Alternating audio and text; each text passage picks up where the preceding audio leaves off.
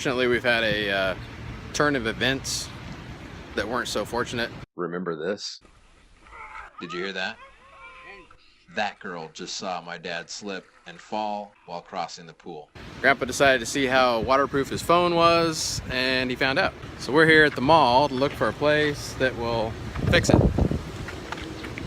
Yeah, And never go swimming with your cell phone. A silver lining to this story is that if they can't fix it, Baby has graciously agreed to give Grandpa her phone and take one for the team. No look with the phone, it's fried. So it looks like Baby needs to donate her phone and take one for the team. Next stop on our journey is Two Lovers Point. Ah, Two Lovers Point. A popular tourist trap on Guam, and for good reason. Awesome views. Legend has it that a long time ago, there was a Chamorro chief trying to marry off his daughter.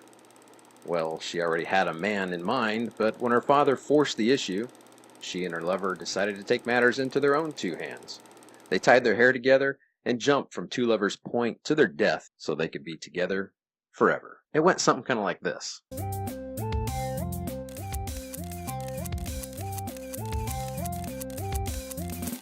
Now, it just wouldn't be right going to Two Lovers Point without dragging along my 8mm movie camera. Wave! Everybody wave! Nah! Hi, my name is Anna. Dad! Wave! Visiting Two Lovers is free. However, they do have ways to separate you from your money. There are concessions if you forgot to bring some water, and if you want the best view, you need to pay to access the platform. If you want, you can buy a heart with a padlock and lock it on the fence. You can write your name or your girlfriend's name or boyfriend's name. And lock it to one of the fences to leave your mark for eternity. Or at least until the wind rips it from the cable and blows it across the park. You can even write in Chinese.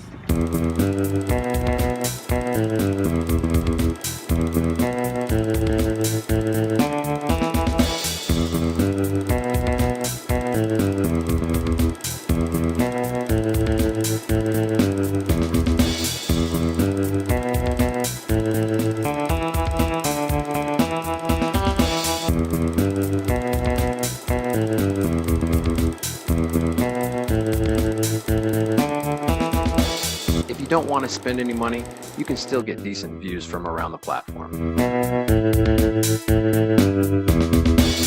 However, if you do pay for platform access, the views really are spectacular.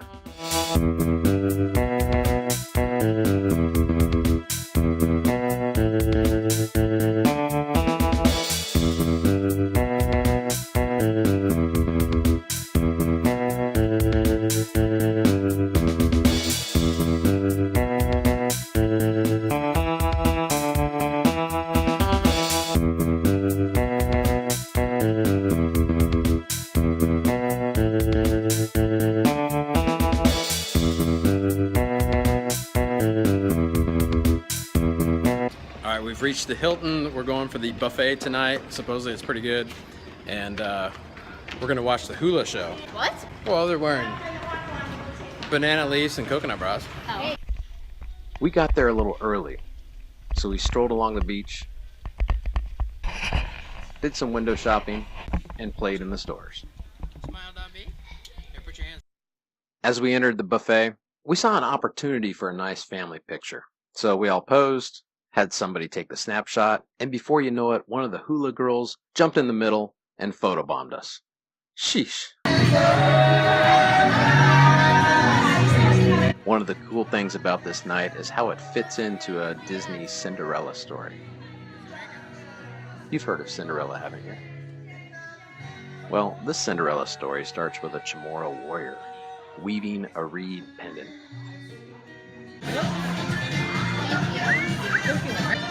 The elder princess anxiously awaits to try on the pendant, but it doesn't fit. The elder prince tries, and again, no fit. The younger prince tries, and still no fit. Finally, the younger princess tries it on, and it fits, just like it was made for her. Too bad her birthday isn't until Saturday. We're eating dinner, got free beer. They're gonna have a hula dance later, so we watch them for that. At the crack of dusk, the show starts with the guys and girls in grass skirts flinging fire and hips. And for a split second, I wonder if this is how Magellan was greeted back in the day.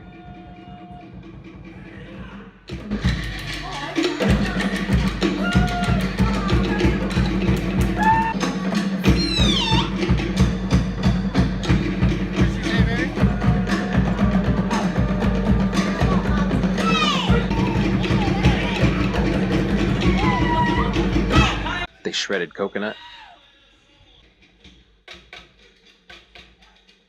They played their log instruments. They even taught fans how to play the logs. They danced some more. Then it was time for audience humiliation. Of course, Anna jumped at the chance to show us her moves.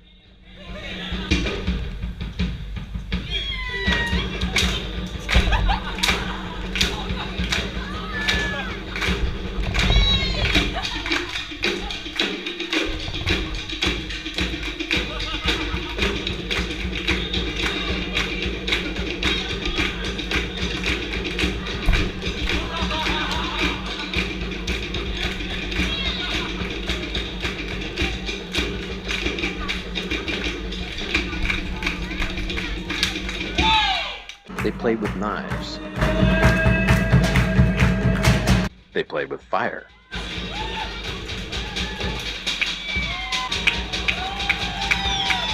They made us repeat after them.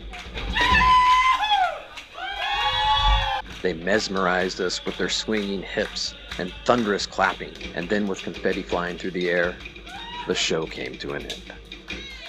All right, today is July 7th, Grandpa's the second to the last day here in Guam. Tomorrow, this sailor shipped out, going back to good old Oregon. We're just gonna go take a nice easy stroll around the island today, check out a couple of sites.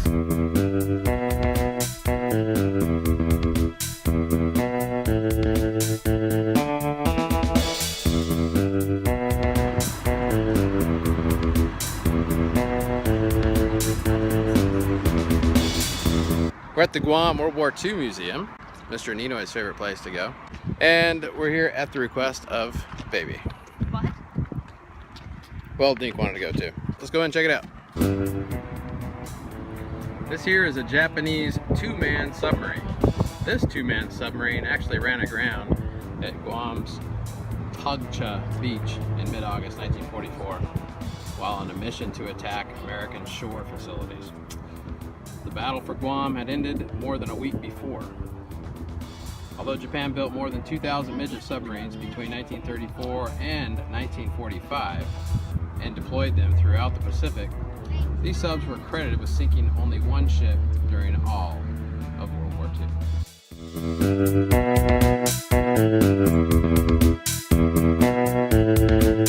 This little museum packs a bunch of history, and best of all, it's free. The battle began July 8th, 1944. The U.S. Navy bombarded Guam beaches relentlessly.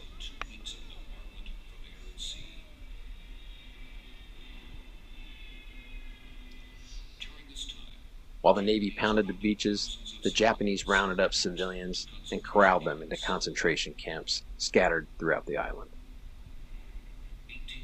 Then they dug in. On July 21st, W Day, the Marines began their beach assault on Assen Beach.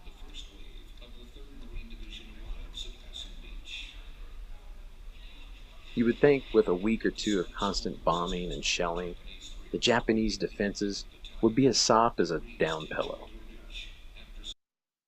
But with underground concrete structures and defensive positions scattered throughout the island and beaches, 1 or 2 weeks certainly weren't enough. Once the beach was secure, another assault was launched on Agate Beach, with the goal to secure Arodia Peninsula.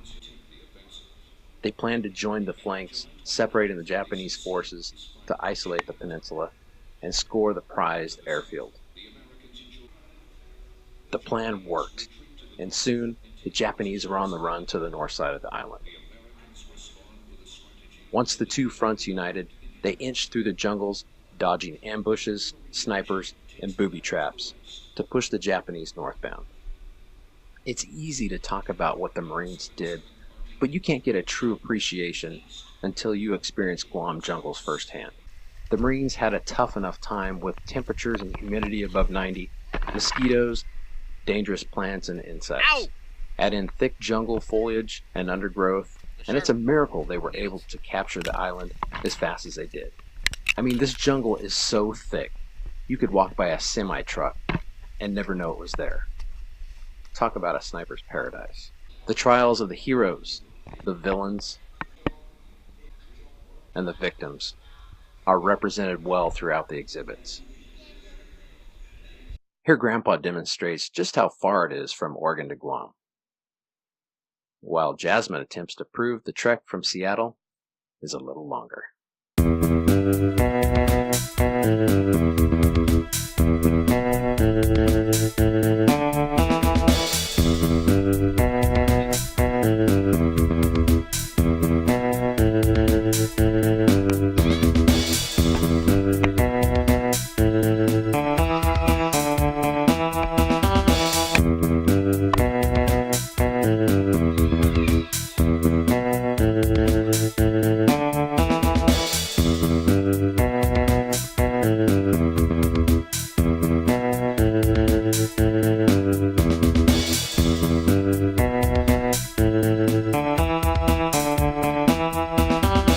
The museum has a well-stocked gift shop, just in case you're feeling guilty about the admission price you paid.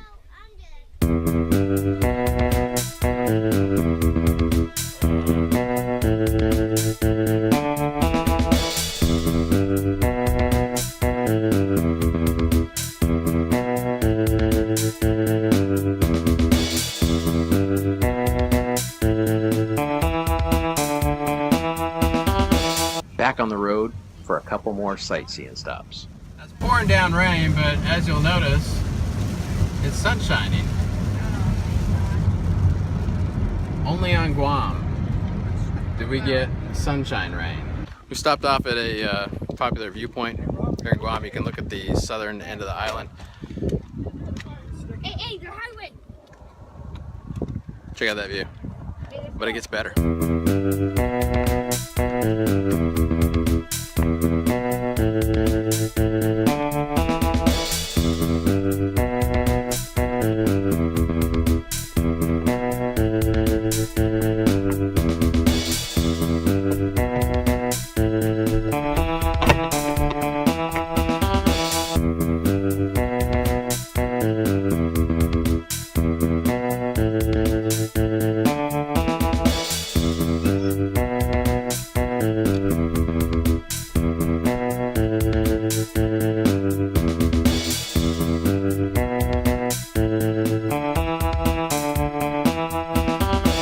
Alright, so we've reached the top of the viewpoint. That right there is Cocos Island.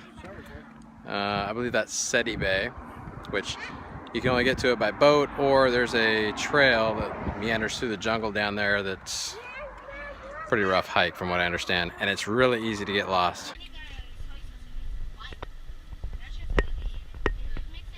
Little village of Umatic. This is where Magellan landed when he came to Guam. Magellan, the explorer.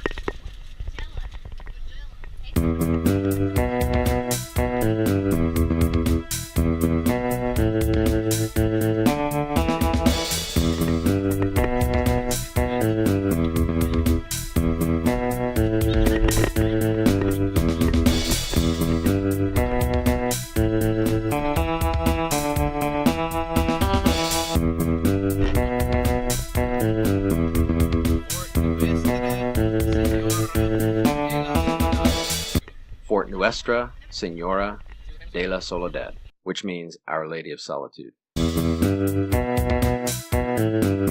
This fort was built in the early 1800s to protect the Spanish ships in Umatic Bay from pirates. Back in the day, Guam is actually a pit stop for the Spanish along the trek from Mexico to the Philippines and back.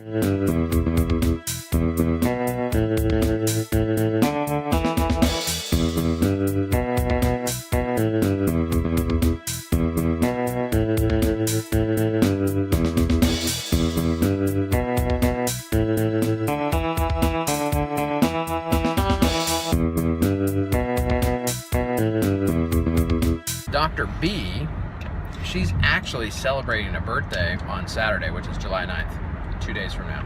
We're gonna pretend like today's July 9th and go to her favorite pizza joint and score some chow.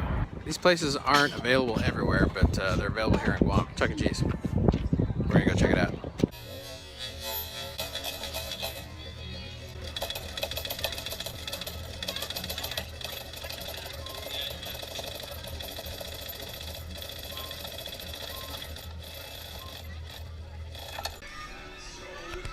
When you go to Chuck E. Cheese, there's a certain strategy involved. It's not with it, it's water. First, you need to feast. Then, you're free to turn the kids loose to work off that pizza and earn themselves not enough tickets to buy the best junk they have behind the counter before you leave.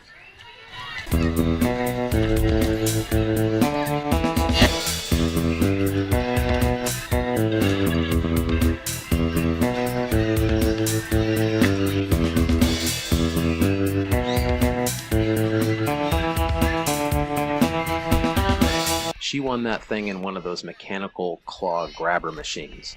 Yeah, sometimes it actually grabs stuff. So we spent the rest of our tokens trying to grab another with no luck. Try and get the elephant.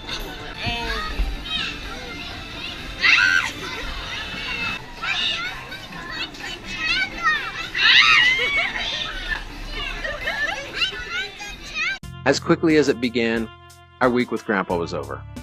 We said our goodbyes, and Pops filled Grandpa in on the secret handshake. Till next time.